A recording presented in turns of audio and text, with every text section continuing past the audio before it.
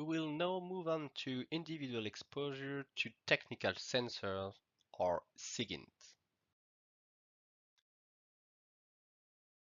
We are just going to review the two major elements of this technical sensor. First of all, mass interception. We recall that mass interception, which we saw in the first module, is carried out by intelligence services or by telecommunication operators within the framework of what is known as legal interception, which is governed by the law of legal interception, which is specific to each country. All laws are different. There is also private sector actors in mass interception. Equipment manufacturers such as Huawei or Cisco, where they integrate backdoors in their equipment to allow spying on the communication in transit.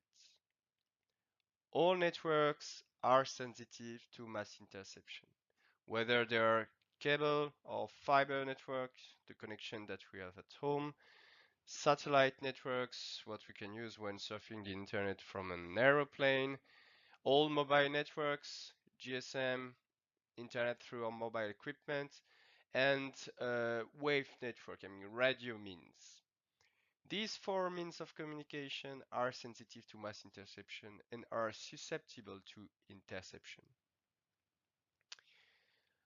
On the other hand, there is proximity interception. Here, the person must have equipment that allows this, and the person must be within a sufficiently close radius of the equipment to be intercepted. They're all mobile equipment, everything that is Wi-Fi, NFC, RFID, contactless enabled, contactless payment, mobile payment, everything that is wireless is susceptible to proximity interception. Where does it happen? In general, it happens in trade shows or often in trade shows in hotels.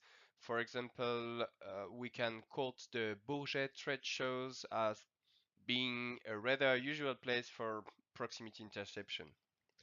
In general, the Sigint mass interception, proximity interception allows us to obtain both the metadata, where, when, how, and the content of information. So the email, the content of the email, the video, the sound file, or the attachment. If we compare it to a letter sent by post, the metadata would be the envelope, the information on the envelope, and the content is the email itself, the one inside the envelope. Let's have a look at a proximity interception mean IMSI catcher. Are known as International Mobile Subscriber Identity (IMSI) catchers, or cell phone site simulators. Hackers can swipe your phone number, your phone's unique electronic serial number, metadata about past phone numbers you dialed, and even information about past cell phone towers your phone has pinged.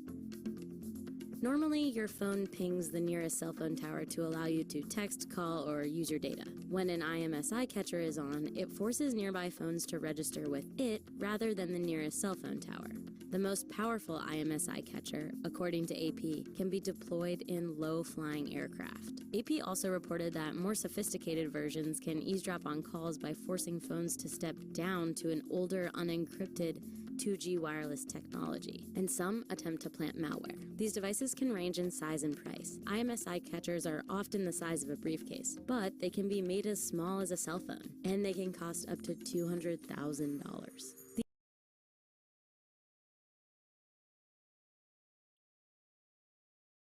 Let's have a look now to the PRIS program that was part of the NSA for mass interception. Are known as International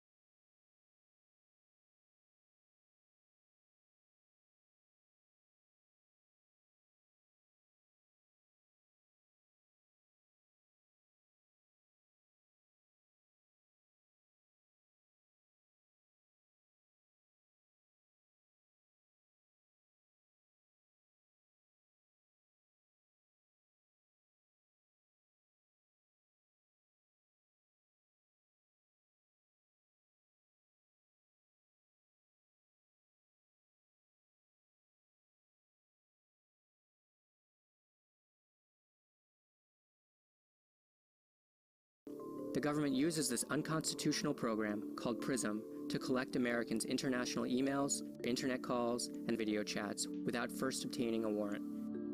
When Edward Snowden blew the whistle on PRISM in 2013, these secret NSA slides we're looking at now were revealed, and the world could see that the US government was getting international communications carried by many of the biggest internet companies, including Facebook, Google, and Apple. Under this program, the government stores people's private information in massive government databases, which the FBI, CIA, and NSA can search without a warrant for years to come, including for things that have nothing to do with national security. We've just seen what mass interception is. Legal interception, because we're in the framework of legal interception at that time in the United States. We can see that all major companies, Google, Facebook, had no choice. They had to collaborate with the American authorities, and therefore they had to transmit all the communications requested by the government, whether it was social networks, audio, video, or all the communications that passed through their own infrastructures. The government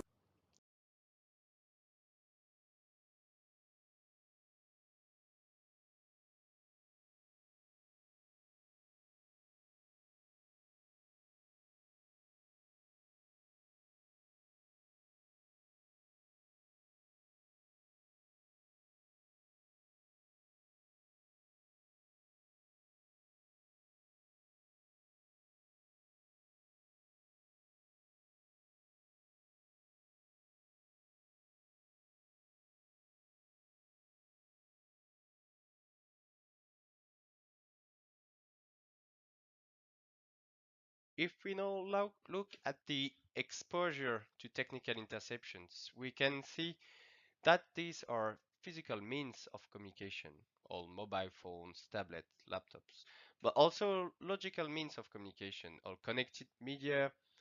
There are more and more connected media such as smartwatch, which all support Wi-Fi, NFC, Bluetooth protocols, and more. But also software such as instant messaging, email. This is what we saw in the PRISM program. It was really everything that was concerned about this mass interception. And in general, way all the vector of internet access, whether it's our box at home, the 4G networks, the professional internet, fiber, cable, dedicated line, or even the public Wi-Fi networks, all these means of communication and all these equipments are likely to be subject to interception, either mass or proximity.